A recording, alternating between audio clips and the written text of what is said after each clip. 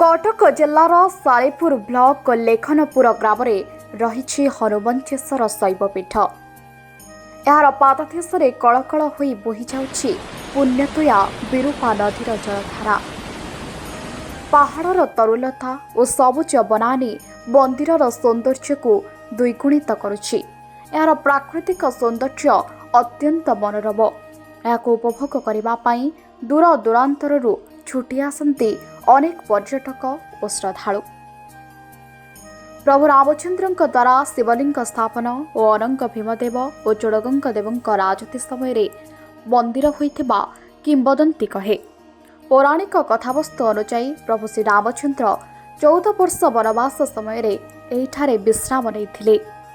प्रभु श्री रामचंद्र प्रियभक्त हनुमान जी को पठाई शिवलिंग आनी। हनुमान जी विलंबरे पहुंचबारु निज हाथ में भगवान श्रीराम बालितरा महेश्वर को स्थापन करी पूजा करथिले। यह प्रभु श्री श्री श्री रामेश्वर नाम पूजा पाउछंती। प्रभुंक श्रेष्ठ भक्त हनुमान आनिथिबा लिंग को स्थापन करी भगवान श्रीराम हनुमंचेश्वर नाम महेश्वर को आराधना करथिले। आमर अच्युतानंदर लेखारे अच्छी वर्णना होती। प्लस बहुत साधु सन्त लिखी पीठ बाबद ये प्रभु राम जो वनवास आसी से आसीबार से गोटे भी वर्णना कर निज हाथ में राम जो बालुका बाली द्वारा तैयारी करते शिवलिंग सेटा हूँ रामेश्वर। आप सामने जो मंदिरटा देखुं हनुमान आनी लिंग आनी बोलिकी किंवदंती कहूँ। से हनुमान जो हनुमंचेश्वर नाम से मंदिर पूजा पाउछ। बालुका द्वारा करा महेश्वर मंदिर पूर्व दिगरे शोभा पाउथबा स्थले हनुमान द्वारा अड़ा महेश्वर को मुख्य देउल पूजा करा जाउछि। ए पीठर महात्म्य अनेक साधु सन्थ निज लेखनी मुनरे कालजयी लेखालेखी जाइछन्ति। हाड़ीदास अच्युतानंद मालिका पद्मकल्परे एही पीठर वर्णना मध्य रहिछि। कालक्रमे महादेव स्नान पाई पर्वतर पूर्व दिगरे थिबा जलाशय सुखीजिबारु एवं पश्चिम दिगरे अनेक दूर महानदी बाहरी शाखा नदी बही जाउथिले मध्य जलाभिषेक करिबा पाई जलर अभाव थिला।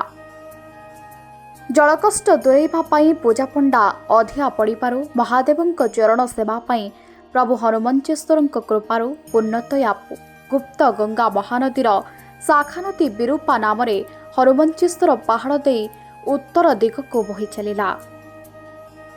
सेही दिन ठारू हनुमंचेश्वर घाट नाम विराजमान नदी घाट सुखी नथिबा जनश्रुति रही आसी। एही पर्वतर शिखर मंदिरर दक्षिण दिगरे रही टांगरा चट्टाण। एठारे पवित्र दोल पूर्णिमा दोलयात्रा अनुष्ठित होता है। यदि सरकारी स्तर में आवश्यक पदक्षेप ग्रहण करा जाई परंता तेबे यह लोकलोचन को आसीपर। विश्वबंधु मुरलीधर बेहरा हनुमंचेश्वर पुरातन स्थानटे आम शुणा पाऊँ बहुत दिन तले एठी राज परिवार थिला। से राज परिवार से समय नर गोसाई करथिले प्रतिष्ठा करथिले। एबे आपणक सामने जो देखुचंती नर गोसाई देखुचंती यार सब गाँ लोक मैंने पूजा पद्धति भल मंद इत्यादि सब करुछंती। आ निकट रे हमर ए नर महापुरुषों को लगी सामने हनुमान मंदिर प्रतिष्ठा होती 3 वर्ष खंड हो गला। तार काम भी चली आर उन्नति दरकार। मु भावुची ये भाया गोटे पवित्र स्थान आर गोटे पर्यटन स्थली हवा दरकार जहाँकि लोक मानकर समागम हम बहु पर्यटक मैंने ये आसिक दर्शन करें ठाकुर को दर्शन करें। पाखरे आमर ये अच्छी रामेश्वर मंदिर अच्छी मंचेश्वर मंदिर भी अच्छी। पाखरे विरूपा नदी बही जाउछि अति रमणीय स्थान मध्य। एठी बहु फिल्म आर्टिस्ट मैंने आसी फिल्म शूटिंग भी हुए। आपण मैंने जो निकट देखुं बरगछ देखुं यार परिवेश एत सुंदर देखुं ये सब नहीं आमर ये स्थान को गोटे पर्यटन मान्यता देवा दरकार। मो ना हूँ कुना परिडा। हनुमंचेश्वर पीठ तो आम पिला बेलू आम देखी आसुचु।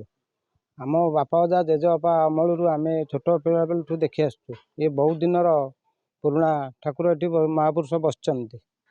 आम विषय तो पुराणा कथा कुछ कहीपरूँ आम नुआ पिला आम बापा माँ सहित सी तो सब गले। एठिका जगह रास्ता घाट किसी ना सरकार किसी अनुदान ନାହିଁ। ଯାହା ଲୋକମାନେ ଏଠି ସହଯୋଗ ପିଲାମାନେ ସହଯୋଗ କରି ଏଠି ଘର ଖଣ୍ଡେ କି କେଉଁଠି ଯଜ୍ଞଟିଏ ଭଲ ମନ୍ଦ ସବୁ ଏଠି କରାଉଛନ୍ତି। ଆଉ ଆମେ ଚାହୁଁଛୁ କିଛି ସରକାର ତରଫରୁ କିଛି ରାସ୍ତାଘାଟ ପାଇଁ ସରକାରଙ୍କର କିଛି ଅନୁଦାନ ଆସିଲେ ଆମେ ଏଠି କିଛି ଲୋକମାନେ ଆସିଲେ ଉପକାରିତ କିଛି ହୁଅନ୍ତେ। ଏ ଜାଗାକୁ କିଛି ପର୍ଯ୍ୟଟନ ସ୍ଥଳୀରେ ମାନ୍ୟସ୍ଥ ଦିଆଯାଉ। ମୋ ନାଁ ଦୁର୍ଯ୍ୟୋଧନ ବେଜ, ମୋତେ ବାବୁ ବୋଲି ଡାକନ୍ତି। ହନୁମଞ୍ଚେଶ୍ୱର ପୀଠ ଏ ଜାଗା ନା, ଏଇଟା ପର୍ଯ୍ୟଟନ ଏରିଆ ହେବା କଥା, କିନ୍ତୁ ମାନେ କୌଣସି ଅସୁବିଧାରୁ ହେଇପାରିନି। ରାଜନୈତିକ କ୍ଷେତ୍ରରେ ହଉ, କୌଣସି ବାବଦରେ ହଉ, କ'ଣ ବାବଦରେ ହଉ, ହେଇପାରେ ନାହିଁ। କିନ୍ତୁ କିମ୍ବଦନ୍ତୀ ବହୁତ ଏଠି ପ୍ରଭୁ ରାମଚନ୍ଦ୍ର ନିଜେ ଆସିଥିଲେ, ଏଠି ନିଜେ ରହିଥିଲେ ଏବଂ ଶିବ ସ୍ଥାପନ କରିଥିଲେ ଦର୍ଶନ କରି ପ୍ରଭୁଙ୍କୁ। ତାପରେ ଏଠୁ ସେ ଯାଇଥିଲେ। ଏଠି ଗୋଟେ ବଳକୋଳି ଗଛ ଥିଲା। ଆମେ ତ ପିଲା ଲୋକ, ସେତେବେଳେ ସବୁ ପୂର୍ବ କଥା ଥିଲା, ସେମାନେ ଆସିଥିଲେ। ଏ ଜଙ୍ଗଲ ଏରିଆ ସବୁ ଥିଲା। ତାପରେ ମନ୍ଦିର ବାହାରିଲା। ମନ୍ଦିର ଏଠୁ ପାତାଳୀ ମନ୍ଦିର ସେ ବାହାରିଲେ, ସେଠି ସେ ମନ୍ଦିର ପୂଜା ହେଲା। ଆଉ ସେ ଠାକୁର ସେଠି ପୂଜା ହେଲେ। ଆଉ ନରମ ସିଂହ ତ ଉପରେ ଅଛନ୍ତି। ଆଉ ଯୋଉଠି ଯଜ୍ଞ ଚାଲିଛି 12 ବର୍ଷ ହେଇଗଲା ଯଜ୍ଞ, ସେଠି ଭିକ୍ଷା ମାଗି 52ଟା ଗାଁ ଭିକ୍ଷା ମାଗି ସେଠି ଯଜ୍ଞ କରାଯାଏ। କୌଣସି ଆଜ୍ଞା ରାଜନୀତି କୌଣସି ସେସବୁ ନଥାଏ। ସେଠି ନିର୍ଭୀକ ଚିନ୍ତାଧାରା ଯଜ୍ଞଟେ କରାଯାଏ ଏବଂ ଯଜ୍ଞ କଲା ଭିତରେ ସେ ଜାଗାଟା ବଣ ହେଇକି ପଡ଼ିଥିଲା, ଗୋବଣ ହେଇକି ପଡ଼ିଥିଲା ସେ ଏରିଆ। ତେଣୁ ଯାହା ହଉ 12 ବର୍ଷ ଭିତରେ ବହୁତ ସେଠି ମାନେ ପରିବର୍ତ୍ତନ ହେଇଛି। ଦାନ ଧର୍ମରେ କିଛି ଲୋକଙ୍କର ଦାନ ଧର୍ମରେ ମନ୍ଦିରଟେ ହେଇଛି, ଠାକୁରଙ୍କର ସହର ହେଇଛି, ଯଜ୍ଞ ଘରଟେ ହେଇଛି। ଏଇସବୁ କାର୍ଯ୍ୟକ୍ରମ ଚାଲିଛି। ଏବେ ବି ହନୁମାନ ମନ୍ଦିରଟେ ଗୋଟେ ସ୍ଥାପନା ହେଲା। ଆଉ ଏମିତି ଚାଲିଛି, କିନ୍ତୁ ଏଠି ବହୁତ ହେବା କଥା, କିନ୍ତୁ ହେଇପାରୁନି। ଦାବି ଏଠି ପର୍ଯ୍ୟଟନ ଏରିଆଟେ ହେଲେ, କ୍ଷେତ୍ରଟେ ହେଲେ ଭଲ ହୁଅନ୍ତା। ଏଠି ସମସ୍ତେ 5 ଜଣ ଉପକୃତ ପାଆନ୍ତେ, 5,000 ଲୋକ ଉପକୃତ, 5 ଲକ୍ଷ ଲୋକ ଉପକୃତ ପାଆନ୍ତେ। ଏଇଟା ହେଲା ସମସ୍ତଙ୍କ ଭଲ ପାଇଁ ଜିନିଷଟା ହେଇଥାନ୍ତା। ଦେବ ଜାଗା, ମହାପୁରୁଷଙ୍କ ଜାଗା, ଆଉ ଏଭଳି ପୀଠ, ଏଭଳି ଜାଗା ଥାଇଁ ଲୋକ ଜାଣିପାରୁନାହାନ୍ତି, ଲୋକ କତିରୁ ଯାଇପାରୁନି, ଯେଉଁଟାକି ଏଇଟା ଅସୁବିଧା ହେଉଛି।